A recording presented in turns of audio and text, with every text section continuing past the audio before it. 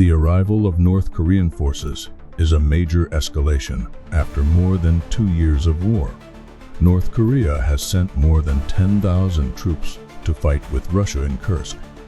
These troops are wearing Russian uniforms and have been equipped by Moscow. Moscow had supplied the North Korean forces with machine guns, sniper rifles, anti-tank missiles, and rocket-propelled grenades. Russia has been training the North Koreans in artillery fire, basic infantry tactics, and, critically, trench clearing.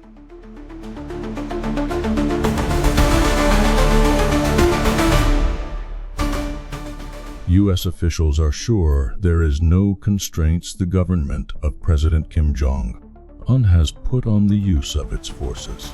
Therefore, Russian military is launching a major assault by an estimated 50,000 soldiers, including North Korean troops, on dug in Ukrainian positions in Kursk with the goal of retaking all of the Russian territory that the Ukrainians seized in August. The North Korean forces had been divided into 2 groups, an assault unit and a support unit, which will help provide security inside the territory recaptured from Ukrainian forces.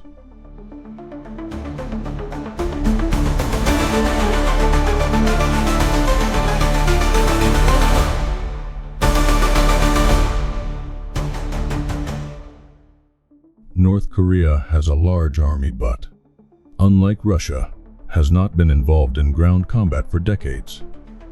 In spite of that inexperience, the North Korean forces are well organized. The one that they might actually be better at than the Russians is cohesion and discipline. President Biden has authorized use of U.S. by Ukraine. The weapons are less likely to defense in the Korean truce. Mr. Biden's decision is a major change in U.S. policy. The choice has divided his advisors, and his shift comes 2 months before President-elect Donald J. Trump takes office, having vowed to limit further support for Ukraine. Allowing the Ukrainians to use the long-range missiles, known as the Army Tactical Missile Systems, or ATACMS, came in response to Russia's surprise decision to bring North Korean troops into the fight.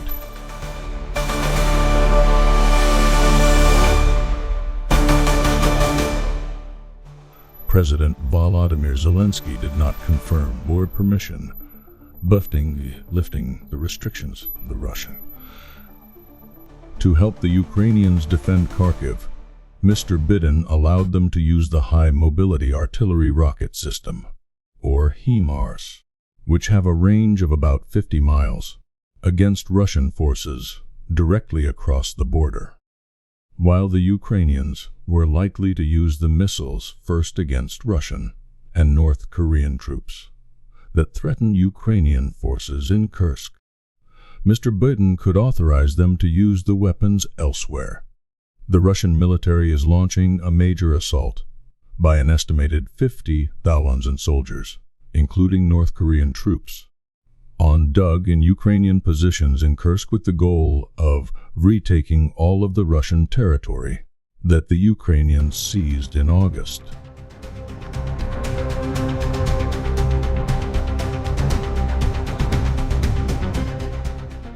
The Ukrainians could use the ATACMS missiles to strike Russian and North Korean troop concentrations, key pieces of military equipment.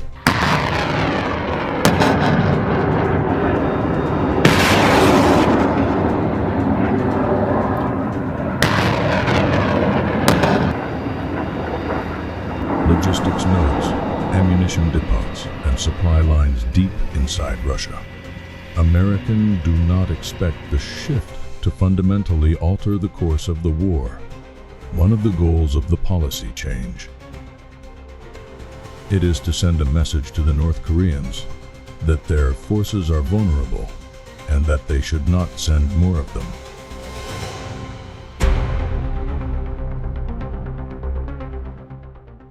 In the realm of modern warfare, precision and range are paramount.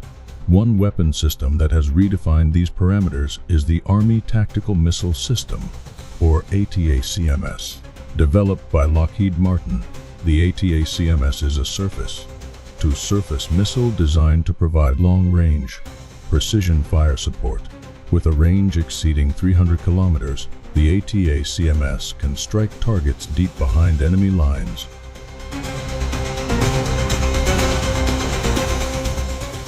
Making it a potent tool for both offensive and defensive operations.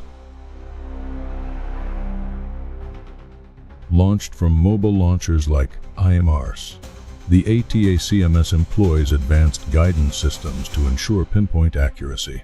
This capability allows military commanders to target high-value assets, such as command centers, air defense systems, and logistics hubs with minimal collateral damage.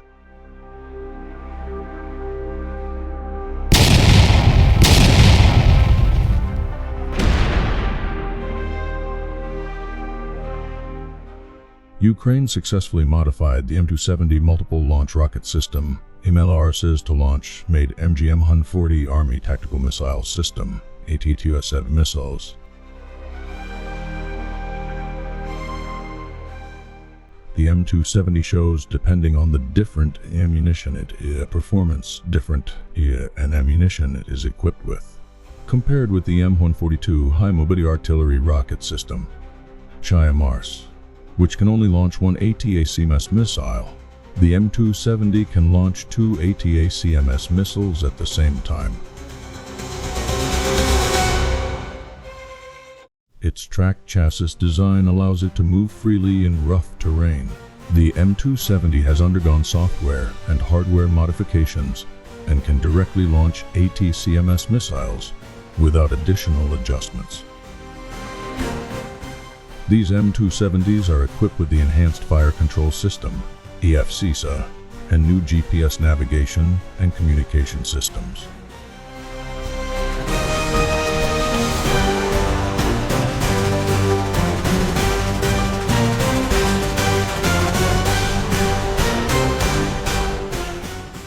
Which enhance their combat effectiveness.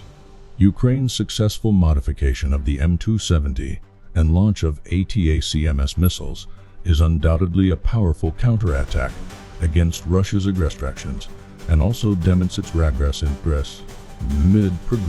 military technology. The Biden administration has for months refused to authorize Ukraine to strike Russian territory with long-range missiles because of concerns about escalating the conflict. Russian President Vladimir Putin has warned that if Western weapons are allowed to be used in attacks on Russian territory, Moscow will view this as a direct participation of North Atlantic Treaty Organization in NATO countries in the war in Ukraine.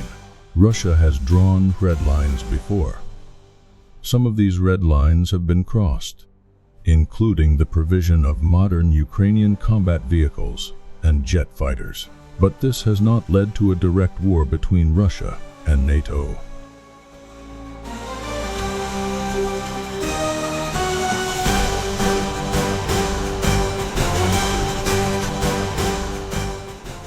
As the severe winter season is about to enter, Putin does not have many options. Basically, Russia has used up all their tanks and missiles in the war.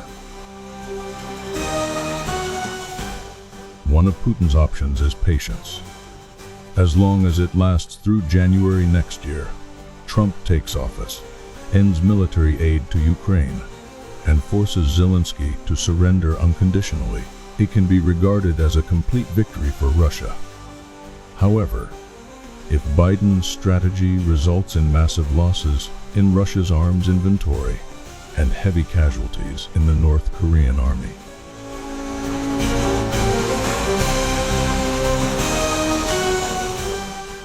then he will have to use his last option.